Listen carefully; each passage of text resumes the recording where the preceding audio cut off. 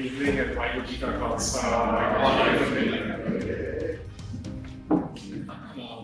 Let me at the onset say a couple of things. This is atypical of me, what I'm about to do, because yesterday when I was flying into Toronto, I was thinking about what I have observed within this month in Canada. And I'm like, and I'm going back to PAMA. What should I really be talking about? Should I do impromptu conversations involving fun and other things? Or is there more? So we are back here at PAMA. You know the theme this year is 1984, Path of the Warrior Saints. So just as a reminder, Warrior Saints. And it is 2024. I don't know if you do Google search today or if you check any news item, what's on the news. So what's the context of that also as we are there? The Canadian context is that there are two themes in Canada this month.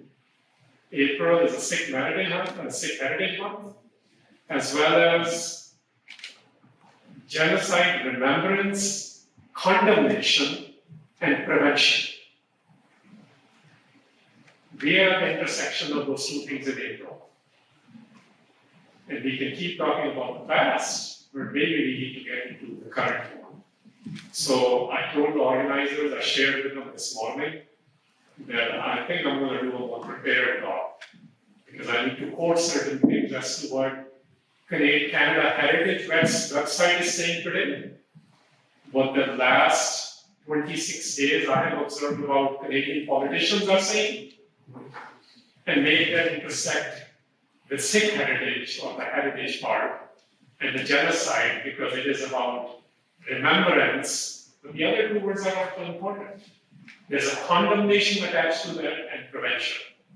So that's where I'm going with this today. So allow me to sort of deep dive into those two elements.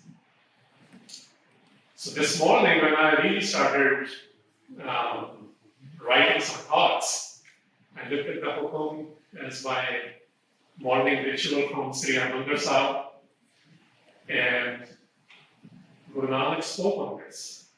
And Guru Nanak Sahib in the Nasri Rag this morning in the outline, in a very long 8 stanzas said, Kya Bapada Chapdi Nae, Teacher Duga Mal Nae. This is saying the poor crane, literally, is taking bath in a small pool, but is sinking in the mud. There is no way there can be any cleansing of the filth, because you are in a small pool and you are getting stuck in dubai, you're actually sinking in the mud. So what is a small pool? If you Punjab to aaye, you would know this what a chapdi is. Chapdi is not a pleasant thing. What are my chapdis and how am I being like a crane? In today's context, I start thinking like that. What am I going to say this evening now? So I have to put my notes on the side again.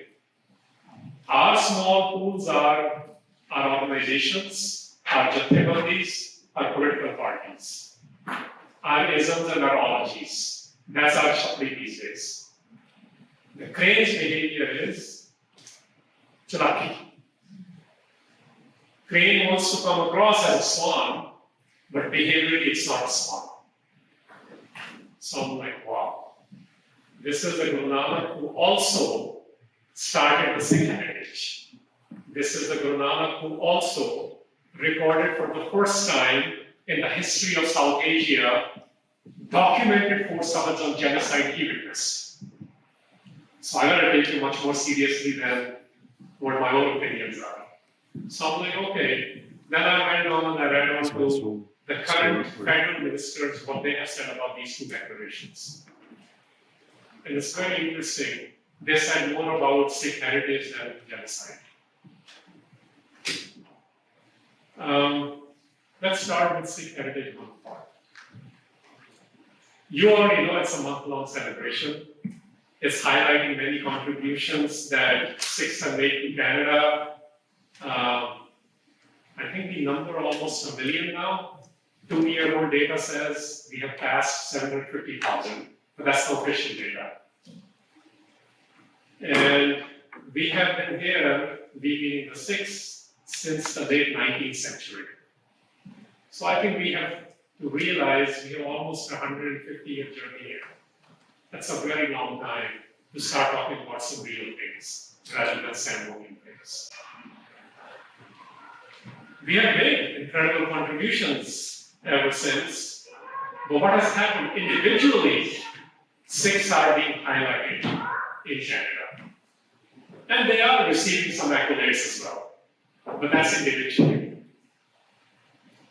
But how are, and these are the words used by the Canadian ministers in the last 3 years. And my question, I'm paraphrasing that how are the history, culture, and traditions of Sikhs in Canada, how are they being celebrated? The Sikh values of service and compassion are constantly being told and used by them. Constantly. They're getting acknowledged, which means they're getting acknowledged not in the political speeches, but by the officials who are in the ruling party or the opposition parties. But their presence, the presence of these values in the programs and funding is merely seen as ceremonial. I know recently one grant was given for $5 million, but do you see any other funding on value and compassion? That's a question that, and we've seen this even this month. In all of the Sakhi conversations going on, there's no conversation about any policy. How are you going to bring this Sikh paradigm into the Canadian Sikh experience and for Canadian experience? So why are the countless achievements of Sikhs in politics, in business, and you all know the accolades people have in these areas. Sciences, sports, it's beginning to happen there, arts, medicine, and education, but they're not transforming into just and fair policies in those very fields. Even in those fields, we are not getting those conversations about what does it mean to add Sikh angle to that. Okay, so the reminder, Sikhi starts with IkOankar. And IkOankar is the one creative and pervasive force, which is the one force. That means, simply put, the unity of all human beings. Well, it also means zero inequity and inequality. So basically, equality and equity is needed. I think those are very human conditions we are dealing in Canada as well. That's what's needed in programs and policies. Equity and equality. But you're not seeing that at all. We are finally starting to make some noise about that. The Sakhi is constantly celebrated as something spiritual and a festival. Even wrongly so, and then corrected even in BC last week, if you notice. Okay? But it is not just that. That's not the Sikh thing. It is very much a harvesting festival, yes, it is. It is a harvesting festival for Punjabis, both Indian and Pakistani Punjabis.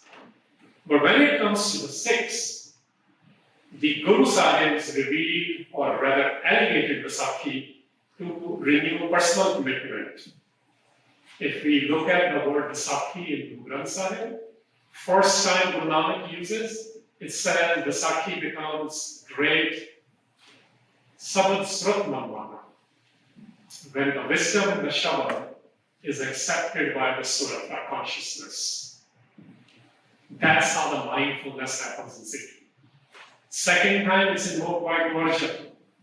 He says the Sakhi becomes beautiful, just when we submit ourselves to truth examples, people who live the truth, not the ones who talk about it in political campaigns. So this is what Sakhi was, about renewing your commitment to end the separation. In Sikh parlance, individually, we are ending separations from the divine, from the one force. Collectively, it's a separation we are ending at a community level from each other. To end it in community, and the world, the Khalsa, the sovereign ones, were inaugurated in 1699 by Guru Granth Sahib. So that when something enters your consciousness, when something enters your behavior, remember Craig's behavior is altered now. only then can you bring it that here is a group of people who believe in this. They are the sovereign ones. They become basically love-born full-time revolutionaries. That's the Khalsa. Canada needs to understand that. We cannot just make it about spirituality and harvesting every year. And if they understand these sovereign elements of the Khalsa, maybe we can go to some programming and policies. So, on the heritage part, I guess the overall question I have is, are the Canadian local and national governments, and those of you who work with them, are they committing to really breaking down the systematic barriers faced by the Sikhs and also by all racialized communities? Because the data there tells a very different story in the structured form of racism. Okay, now to the genocide, remembrance, condemnation, and prevention. Prevention starts with remembering. That's what the heritage side of Canada says. But we struggle, the Canada struggles when Sikhs like to remember their genocide. It actually says honoring the memory, resilience, and courage of both the victims of genocide and their descendants, who carry the weight of intergenerational trauma. Since 84, we have had 2 generations till now. We have people who are doing displays in this exhibition who are born after 1984. So this is the first attempt in a public space to do that, right? We do it individually, but now doing it at museums. Now let's come back to what's happening at Canadian level again. Are we listening to the stories of genocide survivors and their descendants? I would say no. And to really understand the devastating impacts of these crimes, which the Indian courts have now called crimes against humanity, are Canadian governments and political parties listening to those stories and those voices? It is not enough to just repeat, and you hear this a lot, I'm hearing this week in the context of globally what's happening with genocides, that these atrocities shall never happen again. How many times have we heard that? Every politician repeats this. Every time they see a horrible crime, especially the tragic end of lives. But they are happening again. I went on Genocide Watch website at 10:30 a.m. today, and it lists 17 genocide emergencies today. Genocide emergencies or warnings. 17 of them on the globe today. So those who are not members of the UN, for example, they have no moral responsibility to end genocides. But Canada is. Where is Canada intervening to end genocide? There are 17 of them going on today. Sikh genocide is not going on today in Canada, but others are. So Canada has been, so let's talk about some politics here. Canada has been home to thousands of genocide survivors and their descendants, including Sikhs. Percentage-wise, Canada now has the largest Sikh population in the world, 2.1%. In India, it's 1.7%. So if not in Canada, where else would we talk about this?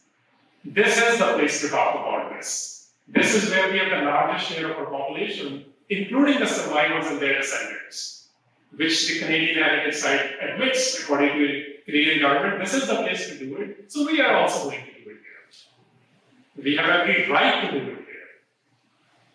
here. Yes, they have rebuilt their lives in Canada, but have their wounds healed? No. Our wounds haven't been healed. Canadians at times do exemplify what we call empathy, kindness, and courage.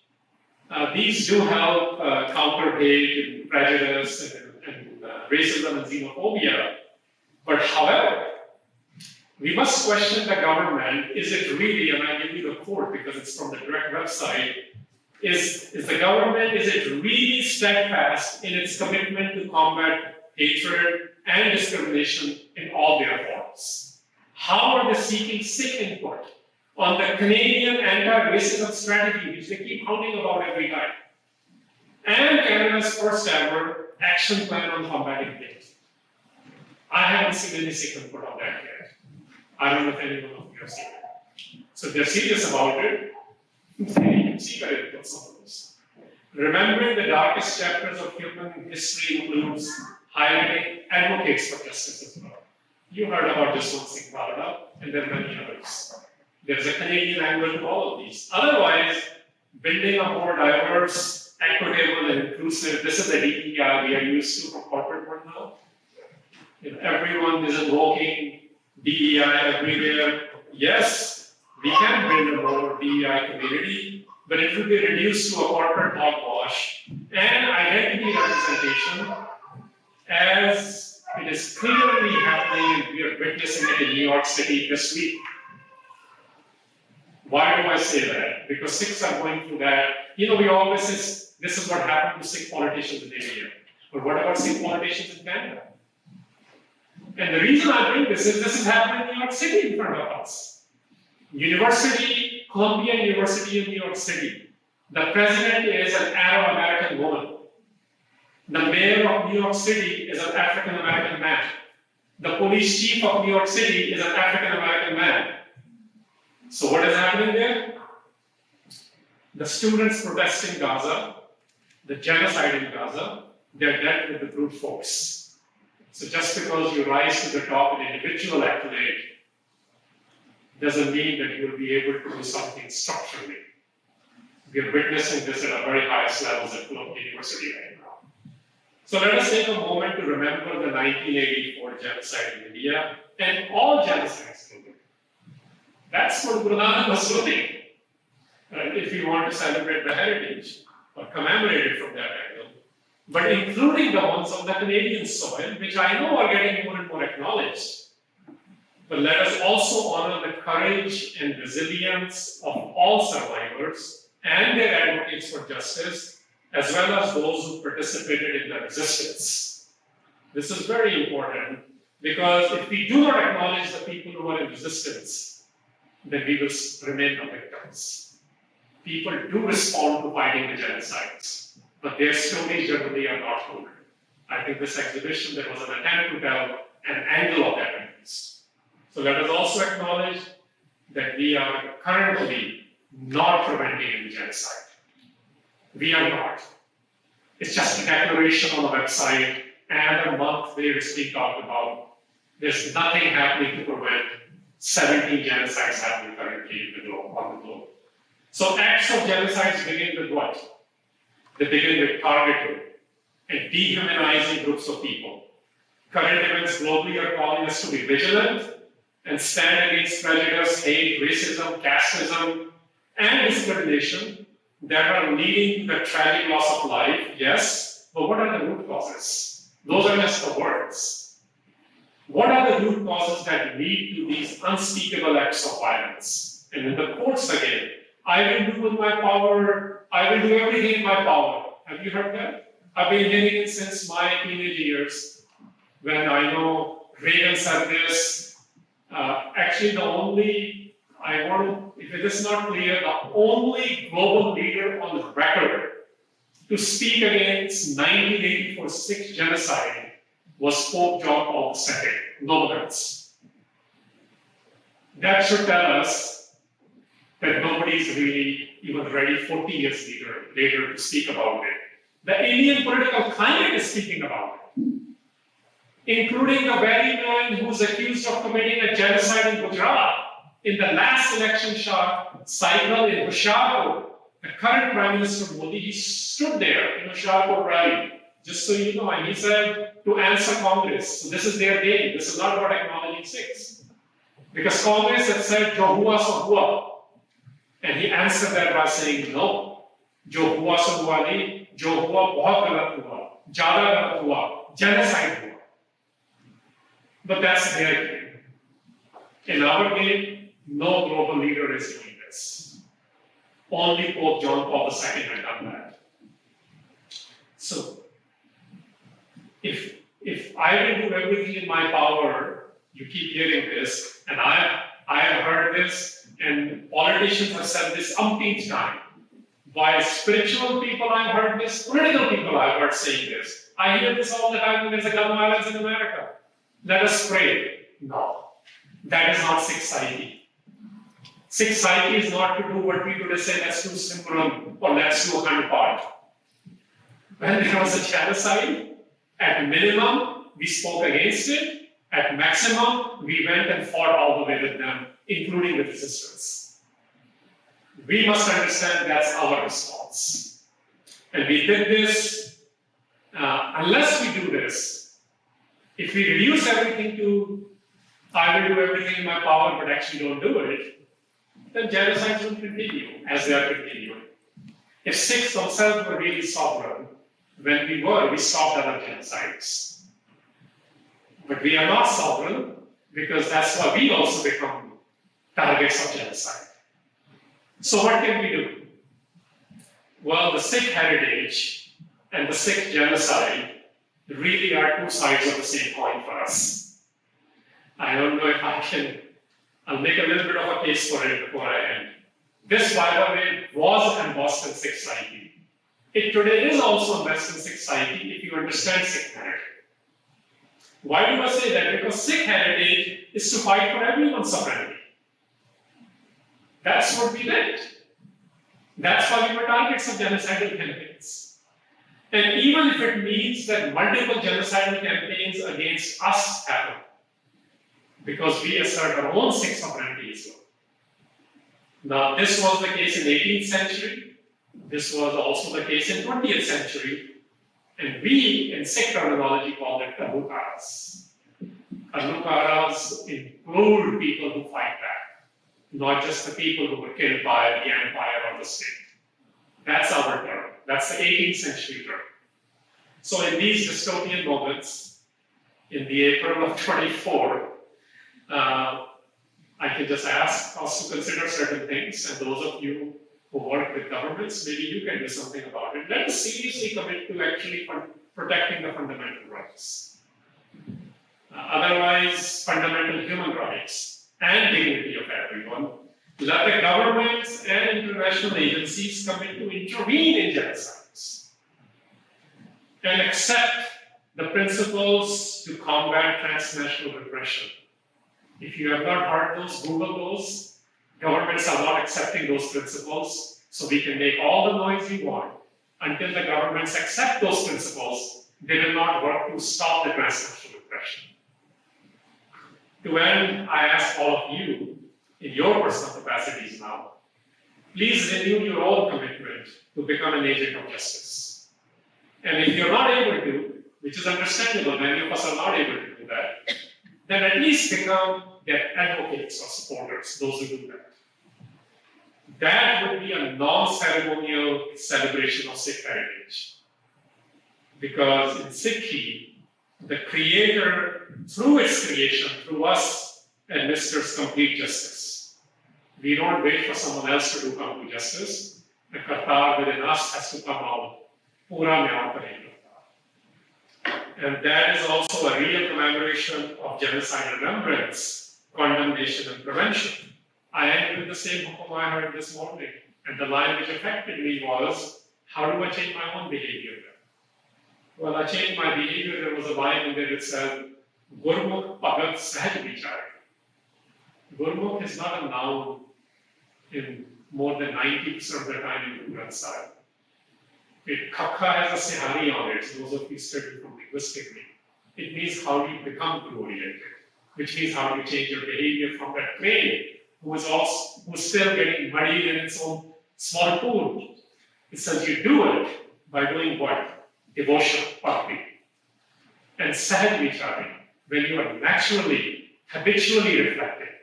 So if we bring devotion within us, as those who follow the Sikh practices, we bring a natural reflection within us, we become Guru-centered, and this is how we'll be able to become either agents of justice or supporters of those who are doing that.